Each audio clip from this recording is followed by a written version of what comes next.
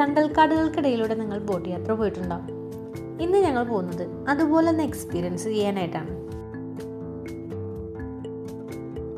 ഞങ്ങളുടെ തിരുവനന്തപുരം ട്രിപ്പിൻ്റെ 2ാമത്തെ എപ്പിസോഡാണിത്. തിരുവനന്തപുരം കോവളം റൂട്ടിലൂടെ പോകുമ്പോൾ വെള്ളാർ എത്തുമ്പോൾ ഒരു അടിപൊളി ആർട്ട് വാളുണ്ട്. ഒരു ഗാലക്സി തന്നെ നമുക്കിവിടെ കാണാൻ പറ്റും. അത്രയ്ക്ക് ഭംഗിയാണ് ഈ പെയിൻറ്റിങ് കാണാൻ. ഇത് വരച്ച കലാകാരന്മാരെ സമ്മതിക്കുക തന്നെ വേണം. അങ്ങനെ വഴിയരികിലെ കാഴ്ചകളൊക്കെ ആസ്വദിച്ച് ഞങ്ങൾ എത്തിയിരിക്കുന്നത് പൂവാർ ബാക്ക് വാട്ടേഴ്സിലാണ്. ഇതാണ് ഞങ്ങളുടെ ബോട്ട്. എല്ലാവരും ലൈഫ് ജാക്കറ്റൊക്കെ ഇട്ട് ഞങ്ങൾ ക്രൂയിസ് സ്റ്റാർട്ട് ചെയ്തു. ഇനി AVM കനാലിലൂടെ കൈതക്കാടുകളും കണ്ടൽക്കാടുകളും ആസ്വദിച്ച് യാത്ര ചെയ്യാം.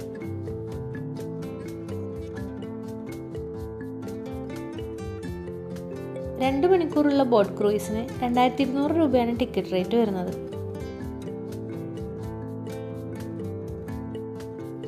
Motor boat cruise, sunrise and sunset cruise, bird watching cruise, lunch cruise ഇവയൊക്കെയാണ് ഇവിടുത്തെ സർവീസുകൾ. തിരുവനന്തപുരം ട്രിപ്പ് പ്ലാൻ ചെയ്തപ്പോൾ തന്നെ പൂവാർ ബോട്ടിംഗ് ഞങ്ങൾ ഓൺലൈനായി ബുക്ക് ചെയ്തിരുന്നു. 7 പേർക്ക് പോകാൻ പറ്റുന്ന സൺസെറ്റ് ക്രൂയിസാണ് ഞങ്ങൾ സെലക്ട് ചെയ്തത്. ഓൺലൈൻ ബുക്കിങ്ങിൻ്റെ അഡ്വാൻസ് പേയ്മെൻറ്റ് 300 രൂപയാണ്. സൺസെറ്റ് ക്രൂയിസ് എടുക്കുമ്പോൾ 4 മണിക്ക് മുമ്പ് തന്നെ ഇവിടെ എത്തിയിരിക്കണം.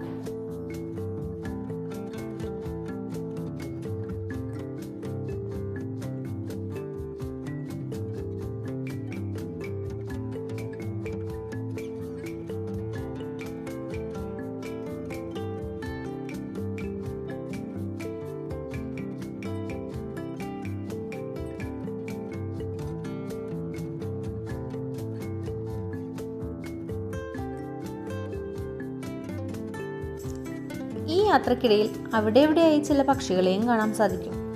സൺസെറ്റ് ക്രൂയിസിൽ ബേർഡ് വാച്ചിങ് ഉണ്ടെങ്കിലും കൂടുതലായി കാണാൻ പറ്റുന്നത് അതിരാവിലെയുള്ള സൺറൈസ് ക്രൂയിസിലാണ്. എന്നിരുന്നാലും പച്ചപ്പ് നിറഞ്ഞ മരങ്ങൾക്കിടയിലൂടെയും കണ്ടൽക്കാടുകൾക്കിടയിലൂടെയുള്ള യാത്ര വല്ലാത്തൊരു ഫീല് തന്നെയായിരുന്നു. കുട്ടനാട്ടിലെ ഉൾഗ്രാമങ്ങളിലൂടെയുള്ള ബോട്ട് യാത്രയുടെ ഒരു വൈബ് തന്നെ ഇവിടെയും ആസ്വദിക്കാൻ പറ്റി.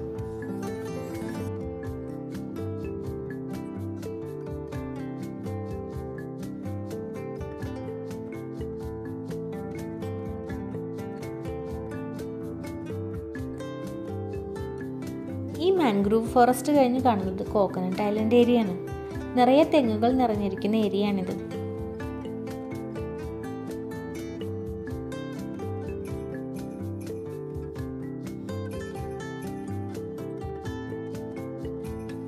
കായലിൽ നിന്ന് നേരെ ചെന്നെത്തുന്നത് നെയ്യാറിലേക്കാണ്.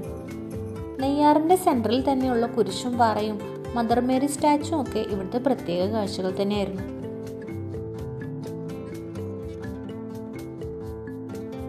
ഈ റൈറ്റ് സൈഡിൽ കാണുന്നതാണ് പൂവാർ ഐലൻഡ് ഫ്ലോട്ടിംഗ് റിസോർട്ടുകൾ.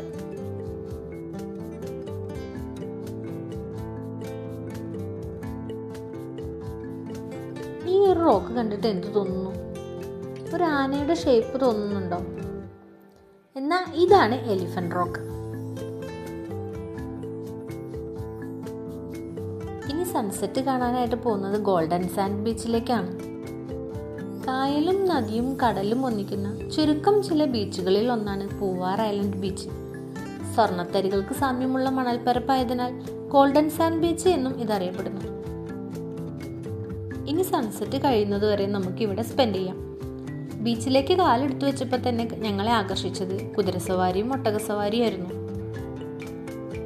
മുൻപൊരിക്കൽ കുതിരസവാരി ചെയ്തതുകൊണ്ട് ഒത്തിരി ആഗ്രഹത്തോടെയും ഇത്തിരി അധികം പേടിയോടെയും ഒട്ടകപ്പുറത്ത് കയറാമെന്ന തീരുമാനത്തിലെത്തി.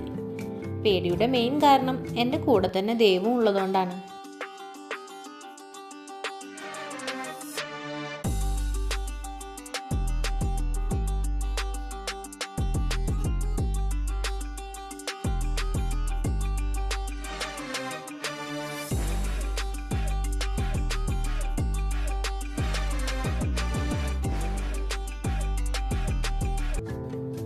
ഞങ്ങളുടെ സവാരി കഴിഞ്ഞപ്പോഴേക്കും അച്ഛനും അമ്മയും ഒരു റൗണ്ട് അടിച്ചു.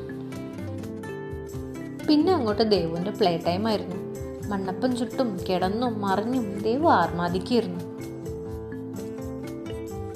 ഈ ബീച്ചിലെ തിരമാലകൾക്കും വെള്ളത്തിനും ഒരു പ്രത്യേക വൈബായിരുന്നു. അറബിക്കടലിലെ മറ്റു ബീച്ചുകളെ അപേക്ഷിച്ച് ഇവിടുത്തെ തിരമാലകൾക്ക് ഒരു ബ്ലൂയിഷ് കളർ കൂടുതലാണ്. വീഡിയോയിൽ ആ ബ്ലൂയിഷ് കളർ എത്രത്തോളം കാണാൻ പറ്റുമെന്ന് അറിയില്ല. എന്നാലും സൺസെറ്റിന്റെ ടൈമിൽ ഈ അലകൾ കാണുമ്പോൾ മനസ്സിന് ഒരു കുളിർമ വന്നു. പിന്നീട് സൺസെറ്റ് കഴിയുന്നതുവരെ ഞങ്ങളുടെ ഫോട്ടോഷൂട്ടായിരുന്നു. സൺസെറ്റ് കഴിഞ്ഞാൽ പിന്നെ ഇവിടെ അധികം സ്റ്റേ ചെയ്യാൻ പറ്റില്ല. ലൈഫ് ഗാർഡ്സും സെക്യൂരിറ്റിയും പെട്ടെന്ന് തന്നെ സ്ഥലം കാലിയാക്കും. ഇനി നേരെ സ്റ്റാർട്ടിംഗ് പോയിന്റിലേക്ക്.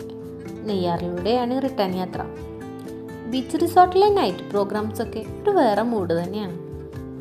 ഇവിടുത്തെ മറ്റൊരു പ്രത്യേകത എന്താണെന്ന് വെച്ചാൽ പൂവാറിൽ നിന്ന് ഗോൾഡൻ സാൻഡ് ബീച്ചിലെത്താൻ ഈ ബോട്ടിംഗ് അല്ലാതെ വേറെ വഴികളിലില്ല എന്നുള്ളതാണ്.